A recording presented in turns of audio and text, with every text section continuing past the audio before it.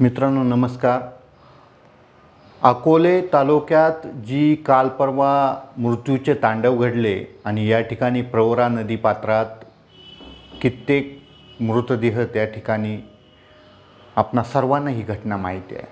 मन सुन्न करणारी घटना आहे। दोन युवक नदीमध्ये मृत्यू पावल्यानंतर 24-48 तासानंतर SDRFची जवान त्या ठिकाणी मदत कार्यासाठी बोलावण्यात आले।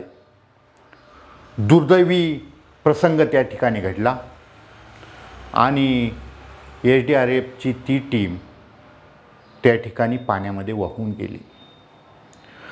दुर्दैवाने मित्रांनो हा प्रसंग अकोले तालुक्यात घडला। अकोले तालुक्यातील ते युवक त्या ठिकाणी नदीपात्रात पोहायला गेले आणि ते त्या ठिकाणी वाहून गेले। यात काही प्रश्न उपस्थित झालेत मित्रांनो। जे 27 तारखेला प्रवरा नदीपात्राला जे रोटेशन अतिशय गतीने आणि मोठ्या स्वरूपात पाणी त्या ठिकाणी सोडण्यात आलं। अकोले टाइम्सच्या माध्यमातून आम्ही सर्व सामाजिक कार्यकर्त्यांनी असेल, अकोले टाइम्सने असेल, 27 तारखेला पाणी सुटलं त्या दिवसापासून आज तागायत पाण्याची नासाडी कशा पद्धतीने चालली ते त्या ठिकाणी आपण सर्वांना दाखवून दिलं। मी अकोले टाइम्सचे विशेष आभार मानतो। त्यांनी हे सर्व हा पाण्याचा प्रश्न सातत्याने तेवत ठेवला। त्याचाच भाग म्हणून काल त्या ठिकाणी आमदार डॉक्टर किरणजी लहामटे साहेबांच्या नेतृत्वाखाली एक मीटिंग पार पडली आणि त्या ठिकाणी पाण्याचा प्रश्न ऐरणीवरती आला। मित्रांनो मला या गोष्टीतून एकच सिद्ध करायचं आहे, जी घटना घडली ती अतिशय भयानक होती, ती अतिशय दुर्दैवी होती, तरी तिचं गांभीर्य या प्रशासनाने तेवढ्या पटीत घेतलं नाही। मित्रांनो जे SDRFचे जवान त्या ठिकाणी आले ते पुणे मुंबई किंवा नाशिक ह्या शेजारील नव्हते, तर धुळे आणि त्या बाकीच्या नंदुरबार इकडून तिकडून हे SDRFचे जवान त्या ठिकाणी ती टीम त्या ठिकाणी आणण्यात आली होती। मग येथे काही प्रश्न उपस्थित होता। शेजारील मुंबई पुणे नाशिक ह्या विभागातून SDRFचे जवान बोलावता आले असते, परंतु ते का बोलवले गेले नाहीत हा मुख्य प्रश्न आहे। मुळात ज्या युवकांचा त्या ठिकाणी दुर्दैवाने घटना अतिशय भयानक आहे, वेदनादायी आहे, मन सुन्न करणारी आहे, त्या युवकांचे प्राण त्या ठिकाणी गमावलेत अशा पद्धतीने माहीत होतं। 12-24 तास उलटून गेले होते, तरी त्या ठिकाणी मदत आणि पुनर्वसन मदत करण्यासाठी या टीमला त्या ठिकाणी पाचारण करण्यात आलं। मित्रांनो टीमला पाचारण करत असताना त्या ठिकाणी त्यांच्याकडे ड्रायव्हर्स म्हणजे ऑक्सिजनचे नळकांडे असलेली यंत्रणा, पाण्यात उतरताना ऑक्सिजन घेता आला पाहिजे अशा व्यवस्था असणाऱ्या सर्व व्यवस्था त्या ठिकाणी त्यांच्याकडे असणे अपेक्षित होते, परंतु दुर्दैवाने तसं झालं नाही। मित्रांनो त्या जवानांकडे जी बोट होती, फक्त एकच बोट, बाकी कुठलेही साधनसामुग्री नव्हती, परंतु तिचं इंजिनात बिघाड होता हे नंतर त्या ठिकाणी सिद्ध झालं। त्यातले काही जवान मृत्यू झाल्यानंतर त्या ठिकाणी भांडकोळी हॉस्पिटलला आणले जात होते। सामाजिक कार्यकर्ता म्हणून मी त्या ठिकाणी उपस्थित होतो। प्रत्येक मृतदेह हा मृत्यू झाल्यानंतर त्या ठिकाणी येत होता। थोडीफार धाकधुकी असणारे एक बॉडी त्या ठिकाणी आली आणि अतिशय भांडकोळी सरांनी त्या ठिकाणी त्यांचा प्राण वाचवला। मी प्रत्यक्षदर्शी त्या ठिकाणी त्या सर्व बाबतीत आहे। म्हणून मित्रांनो या ठिकाणी मला एवढंच सांगायचं आहे, या जिल्ह्याचे पालकमंत्री राधाकृष्णजी विखे पाटील साहेबांना आम्ही ज्या दिवसापासून या नदीपात्राला तुम्ही हे रोटेशन सोडलंय त्या दिवसापासून आम्ही सांगतोय ते पाणी तुम्ही जास्त सोडलंय, बेदरकारपणे सोडलंय, निवडणुकीच्या राजकारणासाठी सोडलंय, हे आम्ही कळण्या इतपत दूधखुळी अकोले तालुक्यातील जनता निश्चित नाही. दुसरा प्रश्न आहे, जो युवक त्या ठिकाणी ह्या टीमच्या बरोबर त्या ठिकाणी घेण्यात आला, त्या युवकाची कुठलीही पार्श्वभूमी जाणून घेतली नाही. त्याला पोहता येत असेल किंवा नसेल, त्या बिचाऱ्याला पोहता येत होतं ते निश्चित, परंतु असा बाहेरचा एखादा व्यक्ती त्या ठिकाणी, आपण एखादी टीम त्या ठिकाणी मदत आणि बचाव कार्यासाठीची टीम त्या माणसाला त्या ठिकाणी घेते आणि दुर्दैवाने त्याचा त्यात मृत्यू होतो. ह्या सर्व घटना अतिशय दुर्दैवी आहे. तिसरी गोष्ट, ज्या ठिकाणी ही सगळं घडलं, मुळात ज्या बॉडीज काढायच्या होत्या त्याच्यासाठी शक्यतो ADRFची टीम किंवा NDRFचे हे जवान वापरण्याची आवश्यकता होती असं मला वाटत नाही. जर ह्या प्रवरेला सुटलेलं पाणी जर बंद केलं असतं तर माझ्या जहाबाज आदिवासी युवकांनी सुद्धा त्या बॉडीज त्या ठिकाणी काढल्या असत्या, एवढी खात्री मी अकोले तालुक्यातील या सर्व आदिवासी समाजाच्या वतीनं मी आपणाला देऊ इच्छितो. याआधी मदत आणि पुनर्वसनासाठी त्यांचा गाजावाजा झाला नसेल, या आदिवासी युवकांचा माझा गाजावाजा झाला नसेल, परंतु स्थानिक पातळीवरती मदत आणि पुनर्वसन मदत करण्याचं काम या मंडळीने वेळोवेळी केलेलं आहे. ते आपल्याला प्रत्यक्षदर्शी पाहायला मिळालेलं आहे. म्हणून हे एवढं अवघड नव्हतं. तिथं मदत करण्यासाठी माझा आदिवासी युवक पुरेसा असताना आपण हे सर्व जवान त्या ठिकाणी आणले, त्यात मोठमोठे अधिकारी बोलावले. तिथे कुठल्याही प्रकारच्या ऑक्सिजनची व्यवस्था नाही, तिथे कुठल्याही प्रकारचं ॲम्ब्युलन्सची व्यवस्था नाही, आणि अशा पद्धतीनं त्या ठिकाणी हे सर्व संशयास्पद आहे. म्हणून या जिल्ह्याचे पालकमंत्री राधाकृष्ण विखे पाटील साहेबांनी या ठिकाणी राजीनामा दिला पाहिजे, नैतिक दृष्टीने राजीनामा दिला पाहिजे. कारण हे जवान हे सामान्य शेतकरी कुटुंबातील सामान्य माणसांची मुलं आहेत. माझाही मुलगा त्या ठिकाणी आर्मीमध्ये जॉईन झाला आहे. म्हणून मी सांगतो, कुठल्या विखे पाटलाचा मुलगा त्या ठिकाणी सीमेवरती लढत नाही, कुठला विखे पाटलाचा मुलगा त्या ठिकाणी SDRFच्या टीममध्ये नाही. म्हणून विखे पाटील साहेब, आपण त्या ठिकाणी राजीनामाच दिला पाहिजे. कारण आपण एवढे सगळे मृत्यू या लोकांचे, या जवानांचे, आमच्या स्थानिक त्या मुलाचा मृत्यूला जबाबदार ही सर्व यंत्रणा आहे. कठपुतलीच्या बाहुलीप्रमाणे नाचणारे तुमचे अधिकारी आम्ही स्वतः पाहिलेत.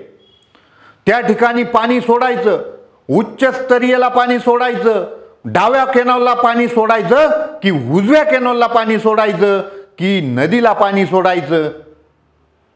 अरे तुम्ही पाणी सोडलं, पाणी फक्त खाली घेऊन जायचं, राजकारण करायचं. त्या ठिकाणी कुठेतरी मताचं राजकारण करण्यासाठी विखे पाटील साहेब आपण हे पाणी पळवलेलं आहे. आपण पालकमंत्री आहात, पाणी चोर मंत्री आहात असंही आम्ही या ठिकाणी म्हणू. अकोले तालुक्यातील जनतेने फार सोचलंय. अकोले तालुक्यात भंडारदरा धरण, अकोले तालुक्यात निळवंडा धरण, जी मुळेवरील असेल किंवा आढळेवरील ती सर्व धरणं अकोले तालुक्यात, येथील त्या धरणात जमिनी गेल्या आमच्या, पुनर्वसन झालं तेही अकोले तालुक्यात. साहेब तुम्ही काय दिलंय, कोणतं सहकार्य केलंय, पुनर्वसनासाठी आपण काय प्रयत्न केलाय? आपण फक्त मोदी साहेबांना आणलं, करोडो रुपये खर्च करून त्या ठिकाणी रस्ते आणि त्या सर्व गोष्टी त्या ठिकाणी केल्या. एक दिवसासाठी मोदी साहेबांना आणण्याचा खर्च मित्रांनो करोडो रुपये आहे. फक्त उद्घाटनासाठी, मताच्या राजकारणासाठी, देश काबीज करण्यासाठी, अगर राज्य काबीज करण्यासाठी आपण एवढ्या खालच्या थराला जाणार असाल तर निश्चितपणाने काळ आपल्याला माफ करणार नाही. विखे पाटील साहेब, आपल्याला याचं परतफेड करावी लागेल. अकोले तालुक्यातील जो युवक त्या ठिकाणी वाहून गेला आणि त्याचा मृत्यू झाला, त्याची बायको सुद्धा कोमात आहे मित्रांनो. भानकोळे हॉस्पिटलात तो वाहून गेला त्या दिवसापासून त्या ठिकाणी शुद्धीवरती नाही. मग जवान असतील, हा युवक असेल, यांच्या पुनर्वसनासाठी आणि त्यांच्या मदतीसाठी, त्यांचं कुटुंब उभं करण्यासाठी आज त्या माऊलीला त्या ठिकाणी खर्च चालू आहे. तो खर्च कुणी करायचा अशी पंचायत आहे. घरातील कर्ता युवक गणेश देशमुख नावाचा युवक त्या ठिकाणी अकोले तालुक्यातील आपण गमावला आहे. त्याची बायको त्या दिवसापासून त्या ठिकाणी शुद्धीवरती नाही. त्या ठिकाणी दवाखान्यासाठी खर्च चालू आहे. कुणी चौकशी केली नाही.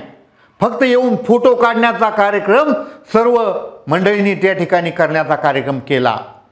परंतु आज ते कुटुंब वाऱ्यावरती आहेत किंवा ते जवानांचं काय झालंय, जवानांना मदत मिळाली की नाही, हे सर्व गुलदस्त्यात आहे.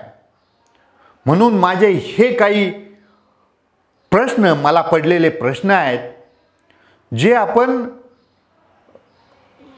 पाणी त्या ठिकाणी 25 फूट खोल असलेलं पाणी होतं. मग ऑक्सिजन त्या जवानांकडे का नव्हता? ऑक्सिजनचे नळकांडे का नव्हते? ड्रायव्हर्स असलेली यंत्रणा का नव्हती? बंद पडलेली आणि बिघाड असलेली यंत्रणा त्या युवकांकडे, त्या जवानांकडे का दिली गेली? पाणी बंद करणं सोपं होतं की जवान बुडवणं सोपं होतं? विखे पाटील साहेब, 27 तारखेपासून जीवाच्या आकांताने येथील शेतकरी सुद्धा आपणाला सांगतोय, एक टिपकाभर पाणी त्या धरणांमध्ये राहणार नाही. तरी सुद्धा आपण मागणी असून सुद्धा आणि ते जवान त्या ठिकाणी पाण्याने वाहून गेलेले असताना सुद्धा आपण पाणी बंद करण्याच्या मनस्थितीत नव्हतात. आपला आग्रह होता पाणी सुरूच राहिलं पाहिजे. म्हणून त्या ठिकाणी आपण प्रयत्न केले आणि ह्या जवानांचा दुर्दैवी मृत्यू केवळ आपल्या हट्टापायी, अट्टहासापायी त्या ठिकाणी त्यांना ओढवलेला आहे असा आमचा आरोप आहे.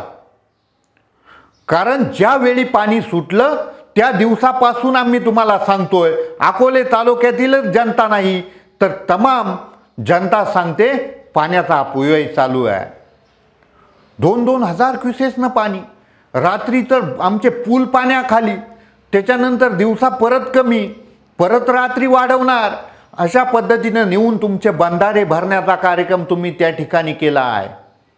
आमदार डॉक्टर किरणजी लहामटे साहेबांनी या ठिकाणी अकोले तालुक्यातील प्रतिनिधित्व करत असताना जी बैठक त्या ठिकाणी अधिकाऱ्यांची घेतली, तिथं ठणकावून सांगितलंय, या पुढील काळात हे जमणार नाही. अकोल्याच्या हक्काचं पाणी आम्हाला तर मिळालंच पाहिजे. राजकारणाचा विषय नाही. मुद्दा फक्त आपण पाणी बंद का केलं नाही?